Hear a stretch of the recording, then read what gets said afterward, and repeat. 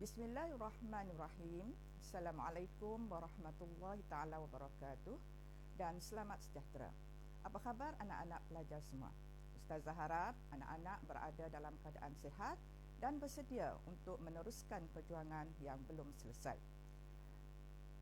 Hari ini kita akan meneruskan pembelajaran ikhlas kita dan slot bersama Ustazah hari ini ialah slot pendidikan Islam. Sebelum itu, Ustazah perkenalkan dahulu diri Ustazah. Ustazah Siti Raihan binti Abdul Awal daripada SMK Kota Baru. Baiklah murid-murid, pelajaran kita pada hari ini ialah pelajaran 15, iaitu Korban Amalan Mulia. Ya, tajuk Korban Amalan Mulia ini merupakan tajuk bahagian ibadah tingkatan 4. Dan soalan berkaitan dengan tajuk ini akan ditanya dalam kertas 1, sama ada di bahagian A atau bahagian B. Jadi seterusnya kita akan tengok apakah objektif ya daripada pembelajaran kita pada hari ini. Ya. Seterusnya, objektif yang pertama yang kita nak capai selepas pembelajaran ini ialah anak-anak pelajar dapat menerangkan pengertian hukum, pengertian korban, hukum dan dalilnya, menerangkan rukun dan syarat sah korban, mengkategorikan jenis binatang dan umur sah untuk dikorbankan, menjelaskan hikmah berkorban dan seterusnya menjelaskan perbezaan antara korban dan sembelihan. Baik, seterusnya kita akan lihat soalan-soalan yang pernah keluar dalam soalan SPM ya pada tahun-tahun yang lepas. Ya, kita tengok bahawa terdapat soalan ya, daripada aneka pilihan ya, aneka pilihan. Kita nampak di situ satu soalan keluar pada tahun 2017 dan satu soalan pada tahun 2019. Di sini Ustazah nak highlightkan kepada kata kunci soalan ya, kehendak soalan. Ya, cuba tengok soalan 2017. Pilih pernyataan yang benar tentang ibadah korban. Ya, pernyataan yang dikehendaki di sini ialah yang benar. Maka anak-anak pelajar perlu membaca kesemua pilihan jawapan yang diberi dan tandakan jawapan yang benar berkaitan dengan ibadah korban. Manakala tahun 2019 pula, pilihan pernyataan yang tidak benar mengenai korban. Ya. Jadi kita kena baca semua pilihan jawapan yang diberi dan cari pernyataan yang tidak benar. Jadi dalam kita memilih jawapan untuk soalan aneka pilihan, Ustazah cadangkan ya, anak-anak baca kesemua pilihan jawapan, kemudian potong jawapan yang memang jelas tidak bertepatan. Ya, kebiasaannya dua pilihan jawapan adalah jelas tidak betul. Ya, kita potong awal-awal supaya tidak mengganggu pemilihan jawapan nanti. Jadi tinggal dua lagi pilihan jawapan. Jadi yang ini sahaja kita akan baca, perhatikan dan tengok yang mana lebih tepat. Seterusnya, soalan pada tahun 2011.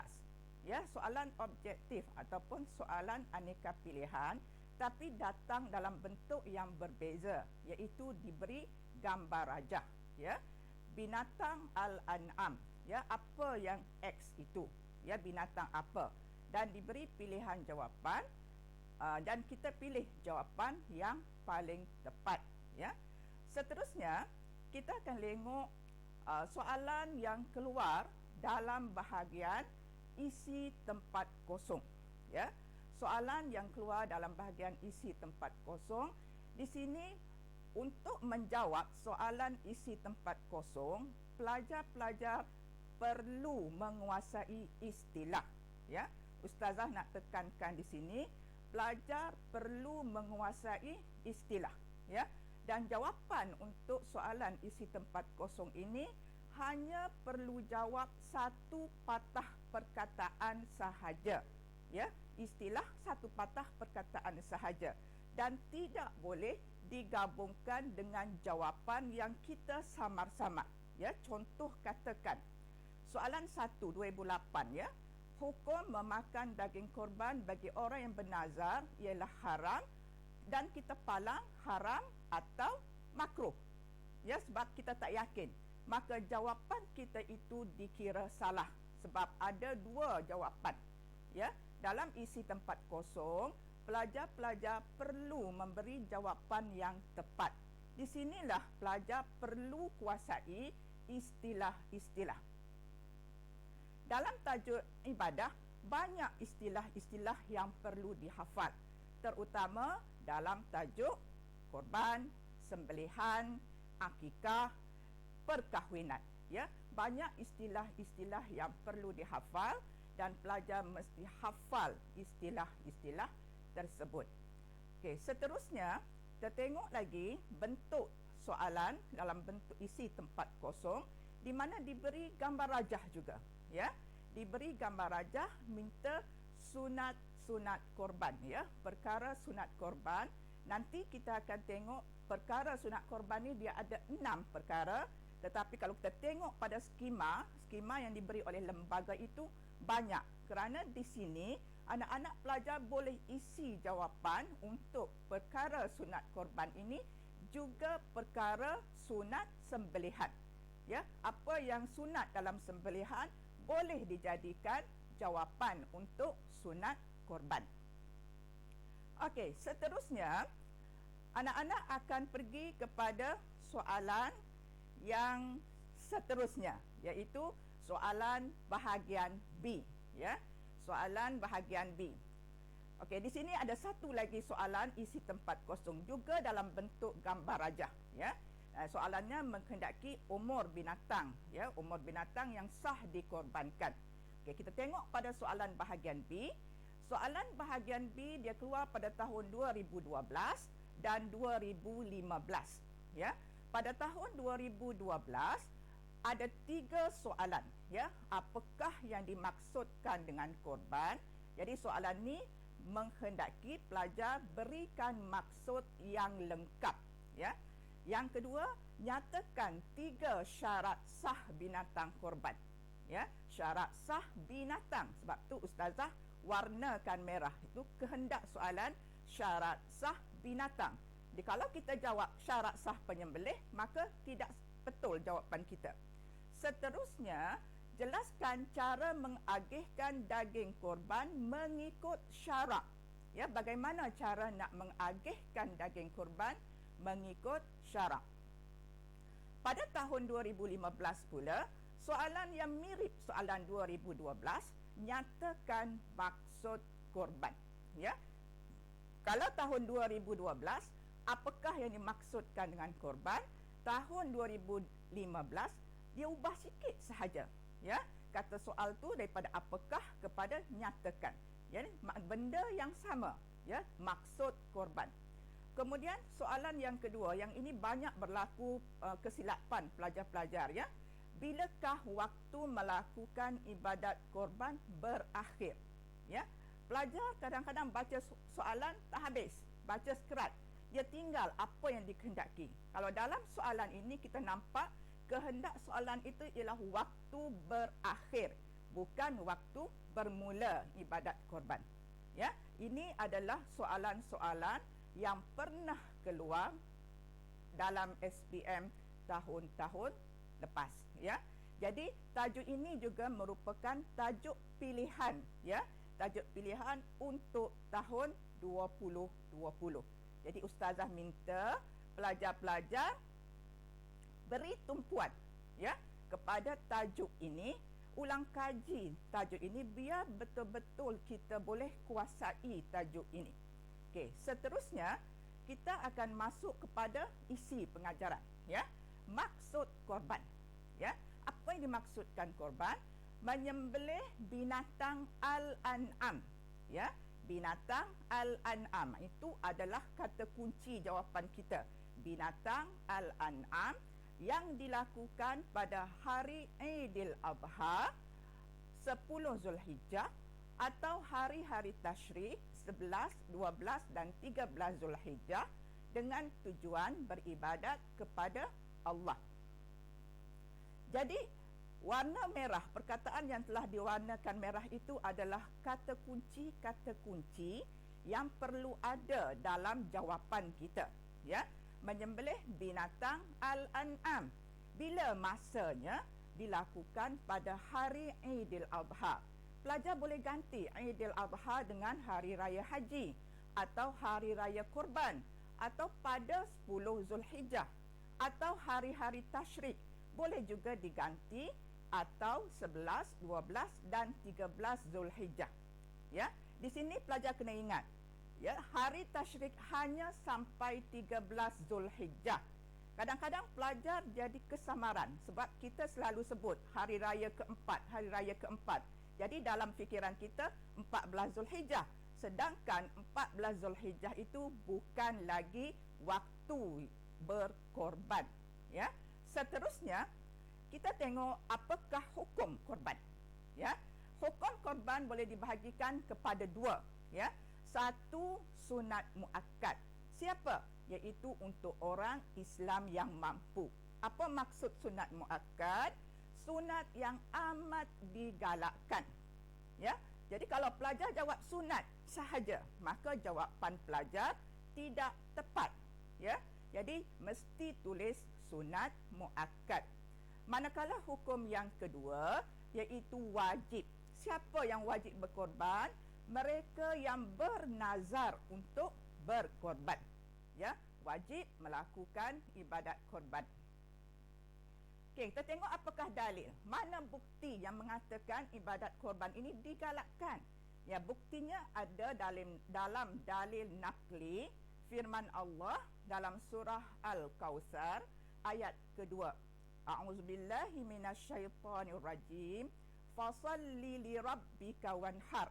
Maksudnya, oleh itu kerjakanlah sembahyang kerana Tuhanmu semata-mata dan sembelihlah korban.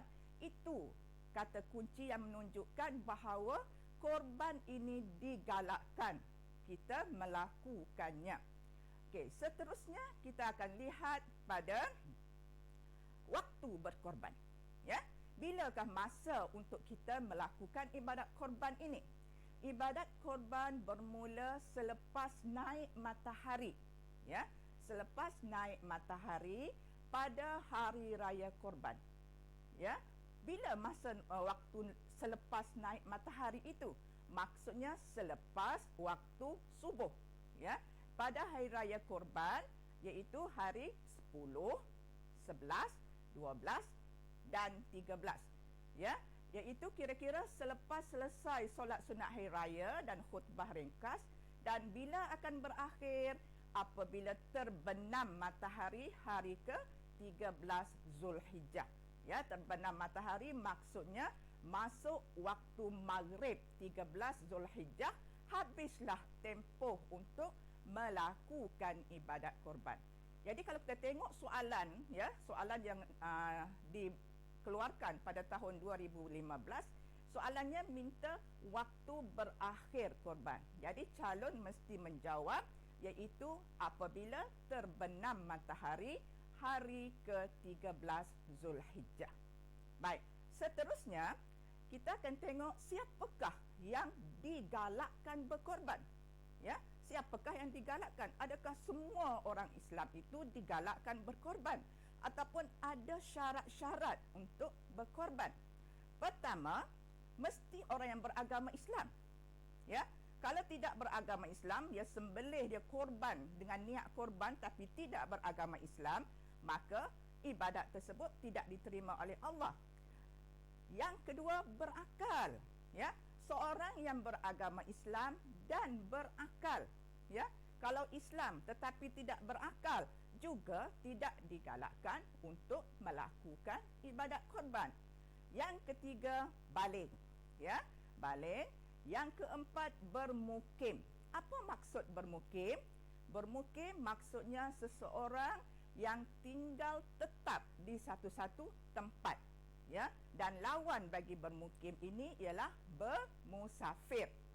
Yang keempat, merdeka. Ya, dan yang terakhir, syarat mereka yang dituntut berkorban, berkemampuan. Maksudnya mampu dari sudut keuangan. Sebab bila kita nak korban, kita perlu beli binatang korban, ya. Maka perlu kepada keuangan yang mencukupi. Jangan sampai kita terpaksa berhutang untuk melakukan ibadat korban, ya. Kalau tak mampu, tak perlu lakukan. Okey, seterusnya kita lihat apa dia syarat sah korban, ya. Syarat sah korban ada 6 syarat sah, ya. Binatang al-an'am yang halal, ya. Lepas ini kita akan tengok apa maksud al-an'am. Mungkin pelajar akan terfikir, binatang bagaimana al-an'am tu? Yang kita tahu binatang halal.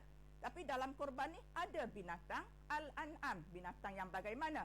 Nanti kita akan bincangkan. Seterusnya, binatang sehat dan tidak cacat. Sehat maksud di sini, binatang itu tidak menghidapi sebarang penyakit, ya. Jadi binatang yang nak dikorbankan perlu mendapat pemeriksaan daripada doktor haiwan dahululah untuk memastikan bahawa binatang tersebut sihat dan tidak cacat, ya. Sebab apa? Kenapa diperlukan tidak cacat? Kerana ini adalah pengorbanan kita, membuktikan pengorbanan kita untuk melaksanakan perintah Allah. Maka carilah binatang yang baik, yang sempurna. Okey. Seterusnya, penyembelih beragama Islam, ya. Kalau kita beli binatang, kita pelihara binatang untuk dikorbankan, kemudian kita bawa binatang tersebut kepada seseorang yang bukan beragama Islam, minta dia tolong sembelihkan. Adakah sembelihan ataupun korban kita itu sah? Semestinya tidak sah. Kenapa? Kerana penyembelih tidak beragama Islam. Seterusnya, niat berkorban, ya. Niat berkorban, ya. Kita nak berkorban, niatlah untuk berkorban. Jangan niat untuk buat akikah, ya. Barulah dapat pahala korban, ya. Jadi setiap ibadat perlu ada niat, ya. Kalau kita nak solat contohnya, niat untuk solat, bukannya niat untuk puasa, ya.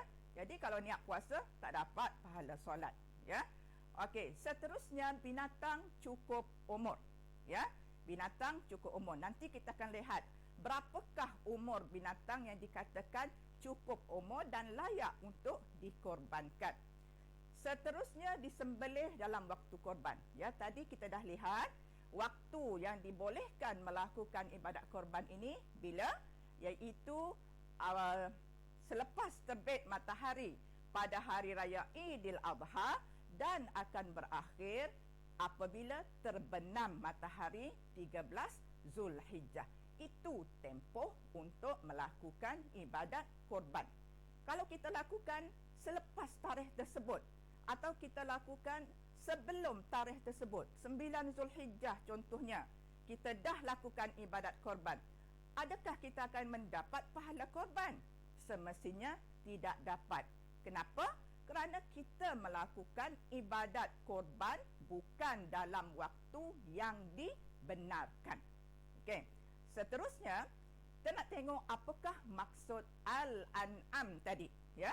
Al-an'am iaitu binatang berkaki 4 yang jinak dan boleh dimakan, ya.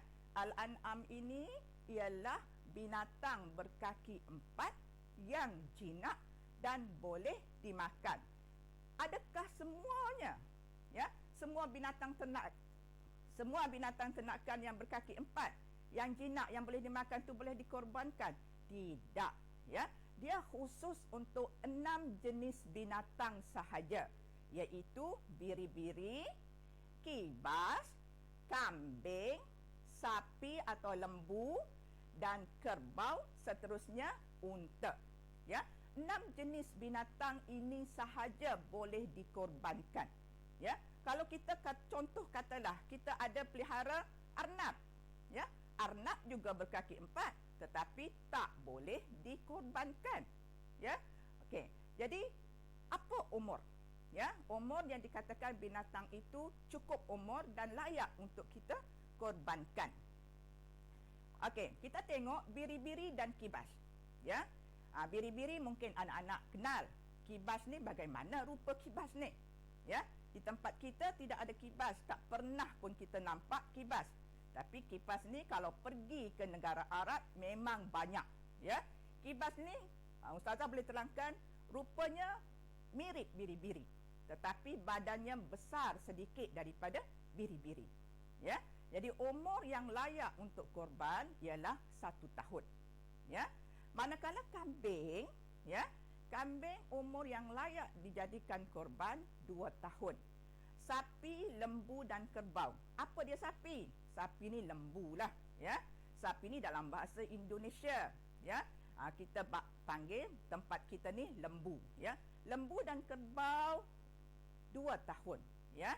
Manakala unta 5 tahun. Unta ni dia lambat matang, walaupun badannya besar daripada binatang lain, tapi lambat matang, ya. Ni 5 tahun baru boleh dikorbankan. Okey. Seterusnya kita akan tengok kepada perkara sunat korban. Perkara sunat korban yang pertama membaca basmalah atau takbir. Apa maksud basmalah? Ya, basmalah ni ialah membaca bismillahirrahmanirrahim.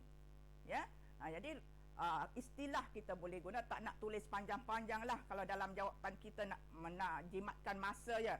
Kalau nak tulis membaca bismillahirrahmanirrahim, kita rasa rugi masa. Maka kita tulis sahaja membaca basmalah, ya, atau takbir, ya, Allahu Akbar, lafaz takbir. Bila masanya ni? Bila kita letakkan mata pisau di leher binatang sebelum melakukan sembelihan, maka penyembelih akan membaca basmalah atau takbir. Kalau tak baca, macam mana? Korban tetap sah, ya. Tapi kita nak pahala lebih, maka buatlah, ya, bukannya sukar pun. Kemudian yang kedua, selawat ke atas Nabi Muhammad sallallahu alaihi wasallam. Bagaimana lafaz selawat? Ya, anak-anak tentu tahu, ya. Tentu tahu lafaznya. Okey, mari sama-sama berselawat dengan ustazah. Okey, kita sebut Allahumma salli ala sayyidina Muhammad. Nak tambah lagi, wa ala ali sayyidina Muhammad. Banyakkan selawat. Bukan kata waktu kita nak korban saja. Sekarang ni pun banyakkan selawat, ya. Mari saja rasa malas, rasa kita muak dengan belajar tu, okey, kita selawat banyak-banyak. Insya-Allah mood untuk belajar tu akan datang, ya. Kemudian menghadapkan binatang ke arah kiblat, ya. Hadapkan leher binatang tu ke arah kiblat, ya. Kalau tidak hadap ke arah kiblat, sah atau tidak? Sah, tetapi kurang pahala, tak dapat pahala sunat. Seterusnya, memilih binatang yang gemuk. Okay, dalam syarat sah tadi, kita dah jelaskan, binatang mesti sihat, binatang mesti tidak cacat. Okey, ditambah lagi untuk sunat ini, binatang yang gemuk, ya. Kalau ada banyak binatang yang sihat, yang tidak cacat, ada banyak, tapi pilihlah yang gemuk, ya, untuk dikorbankan. Seterusnya, menyembelih sendiri bagi lelaki, ya. Bagi lelaki yang berkorban, digalakkan sembelih sendiri binatang korban tersebut. Kalau orang perempuan nak buat, boleh tak? Tak digalakkan lah, ya. Tak digalakkan, ya. Perkara sunat korban ni hanya digalakkan kepada lelaki untuk menyembelih binatang korban. Okey, seterusnya kita akan lihat bagaimana nak membahagikan daging. Okey, kita dah selesai melakukan ibadat korban. Sekarang daging dah ada kat depan mata kita. Bagaimana kita nak agihkan daging ini? Mengikut syarak. Okey, soalan 2012. Dia tanya kita, jelaskan cara mengagihkan daging korban mengikut syarak. Bagaimana cara yang ditetapkan oleh syarak? Ya. Jadi, cara yang ditetapkan oleh syarak iaitu daging tadi akan dibahagi kepada 3 bahagian, ya. 1/3 disedekahkan kepada fakir miskin dalam keadaan mentah, ya. 1/3 untuk orang ramai, boleh diberi secara mentah ataupun kita boleh buat jamuan. Manakala 1/3 lagi untuk dimakan oleh orang yang berkorban, ya. Sekarang kita tengok apa hukum, ya, hukum pembahagian daging ini. Okey, seterusnya, apa dia hukum-hukum pembahagian daging? Hukum yang pertama, Apa hukum kita beri daging 1/3 tadi kepada fakir miskin? Apa hukumnya? Hukumnya wajib. Ya, wajib diberi kepada fakir miskin. Ya, apa maksud fakir? Apa maksud miskin? Dua kumpulan atau dua golongan manusia yang berbeza.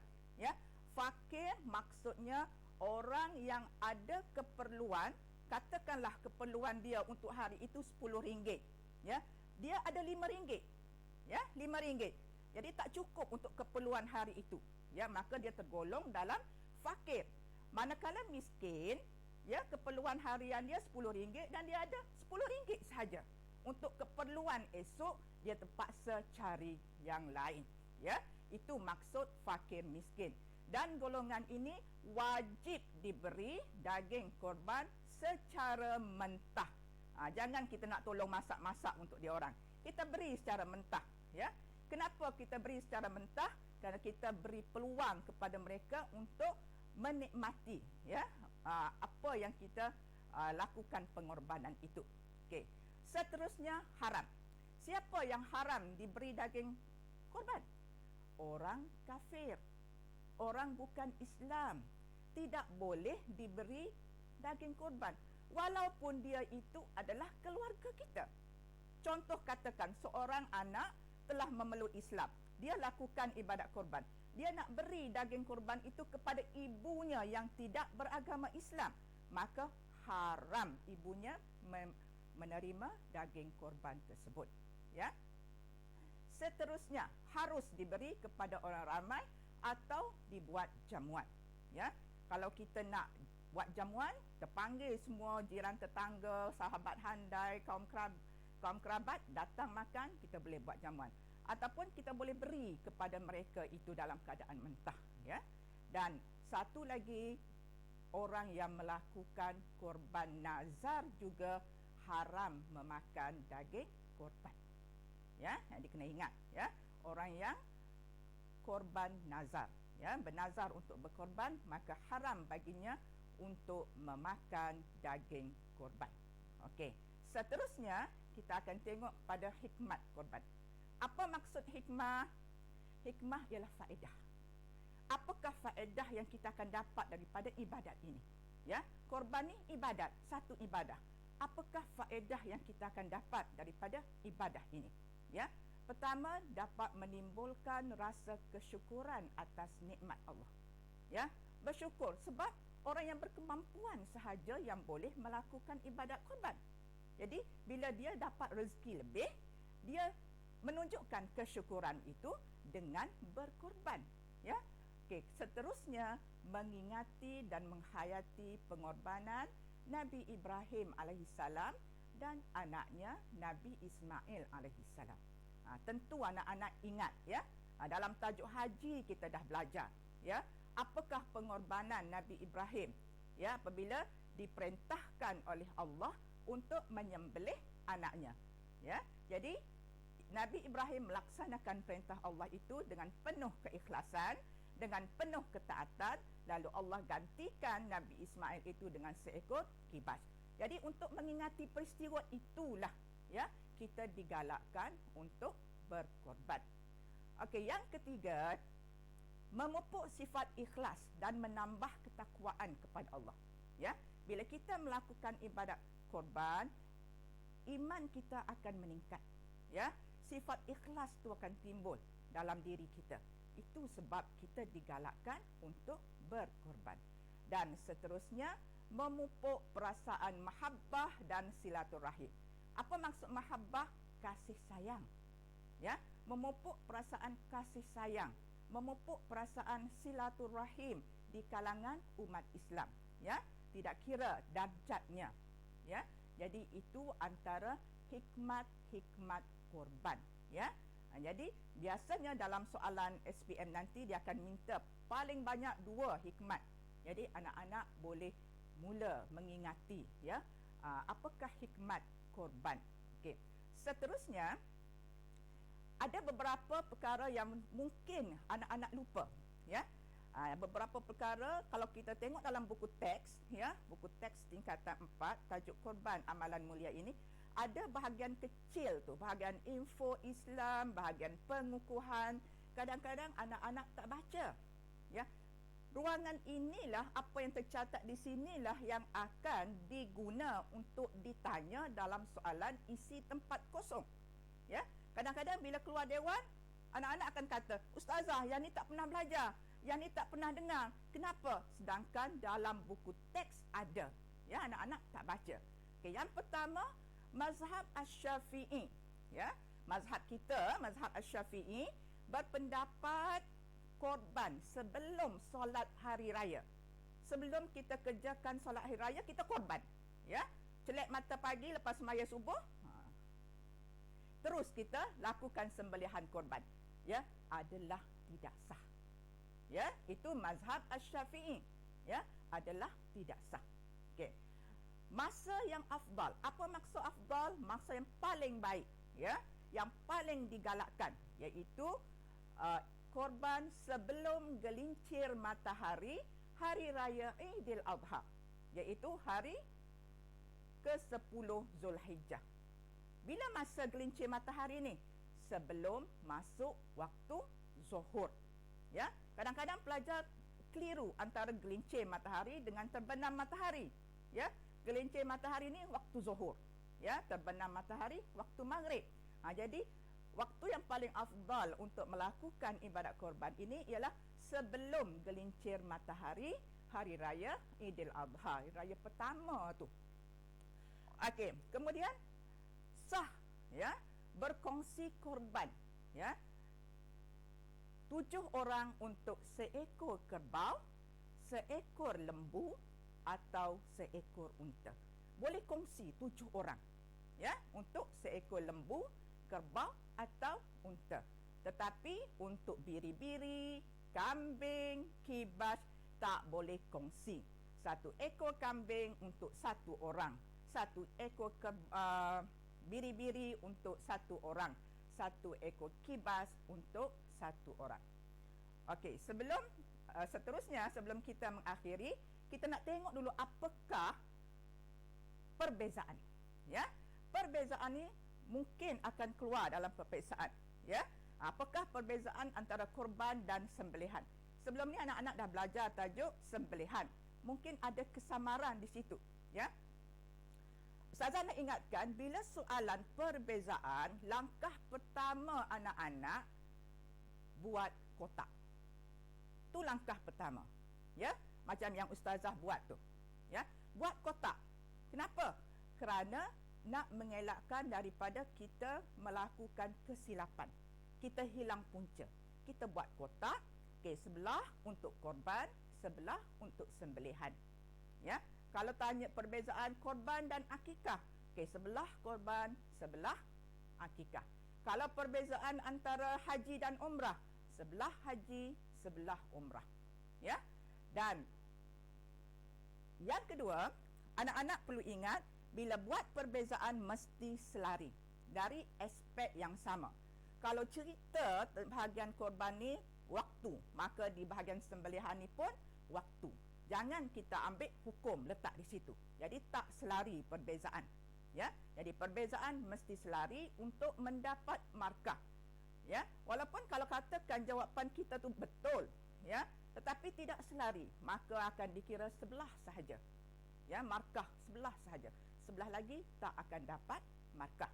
Okey. Untuk korban, binatang yang hendak disembelih mesti binatang al-an'am. Ya, binatang al-an'am yang Ustazah sebut tadi ada 6 jenis tu. Apa dia? Biri-biri, kambing, kibas, lembu, kerbau dan unta. Manakala sembelihan, boleh menyembelih mana-mana binatang asalkan halal dimakan. Okey. Waktu pula untuk ibadat korban dilakukan pada hari raya Aidil Adha atau hari-hari tasyrik, dan sembelihan boleh dilakukan pada bila-bila masa. Ya. Seterusnya, apa tujuan? Ya. Korban untuk mengingati pengorbanan Nabi Ibrahim dan anaknya Nabi Ismail, manakala sembelihan untuk dimakan dagingnya. Ya, untuk dimakan dagingnya. Dan dari sudut hukum, korban hukumnya sunat muakkad, manakala sembelihan hukumnya wajib. Ya. Jadi ustazah harap anak-anak dapat mengikati fakta-fakta penting berkaitan dengan tajuk korban. Ya, berkaitan dengan tajuk korban, tolong ingat betul-betul, terutama pengertian. Ya, pengertian tu kena hafal biar betul-betul lancar. Ya, kalau boleh macam kita kata, kita buka air kat paip tu keluar air. Ya, jadi bila kita nak jawab berkaitan dengan pengertian tu, kita boleh tulis terus, ya, tanpa kita tersekat. Ya, itu bukan setakat pengertian korban. Banyak dalam tajuk ibadah ni yang anak-anak belajar, pengertian-pengertian tu ustazah harap anak-anak boleh hafal. Ya, boleh hafal. Ya, gunalah waktu tu untuk hafal supaya anak-anak tidak hilang markah. Ya, dalam kertas satu ni banyak soalan yang minta kepada pengertian. Ya, tolong hafal. Ya, tolong hafal. Ya, ustazah tak boleh nak bantu anak-anak dalam dewan peperiksaan, anak yang kena bantu diri anak-anak. Ya, bantu diri anak-anak untuk dapat yang terbaik. Jadi ustazah rasa cukuplah untuk slot hari ini. Jadi sebelum ustazah mengundurkan diri, ustazah harap anak-anak akan berusaha dan pastikan, ya, pendidikan Islam A+. Ya, A+ pendidikan Islam. Itu yang kita nak, ya. Kita buktikan bahawa kita mampu. Tak kira anak-anak berada di kelas mana, tapi A+ pendidikan Islam. Okey, wabillahi taufik. Assalamualaikum warahmatullahi taala wabarakatuh.